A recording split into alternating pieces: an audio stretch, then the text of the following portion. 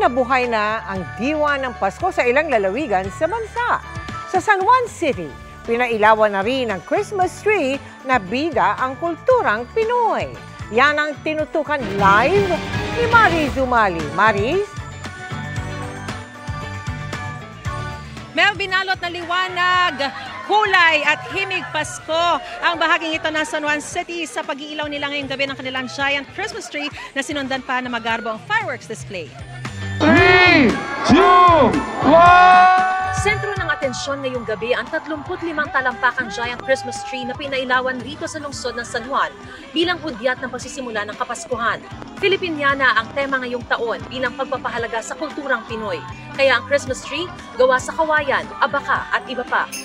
Bukod sa giant Christmas tree, mayroon ding mga miniature Christmas tree na gawa sa luma o patapon ng barong Tagalog, likha ng mga persons deprived of liberty ng San Juan para makatulong sa kanilang pagbangon.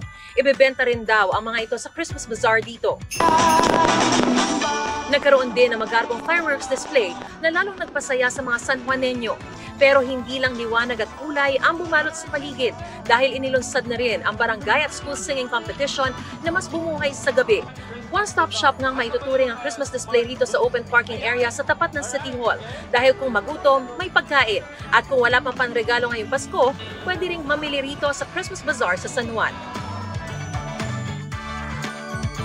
Buhay na rin ang diwa ng Pasko sa Corimao, Ilocos Norte. Ang display na Belen matatagpuan sa ikalawang palapag ng munisipyo.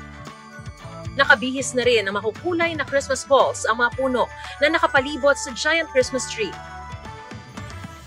Bukod sa diwa ng pagbibigayan, mensahe ng pagkakaisang ibinibida ng Christmas tree sa Cervantes, Ilocos Sur. Gawa ang 40-foot tree sa recycled materials at mga pininturahang kahoy. Nagliwanag naman ang plaza ng Iligan City ng pailawan ng giant Christmas tree.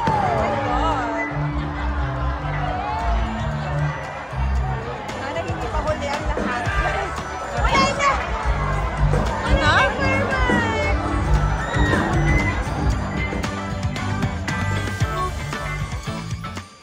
Mel, sa mga pupunta rito sa Christmas Bazaar dito sa San Juan City, asahan din daw po ng mga bibisita ang iba't ibang mga pagtatanghal gaya ng acoustic performances at open mic night. At syempre, bukas po ang Christmas Bazaar dito sa San Juan City. Araw-araw mula alas 4 hanggang alas 11 ng gabi hanggang January 1, 2025. Mel? Maraming salamat sa iyo, Maris Umali.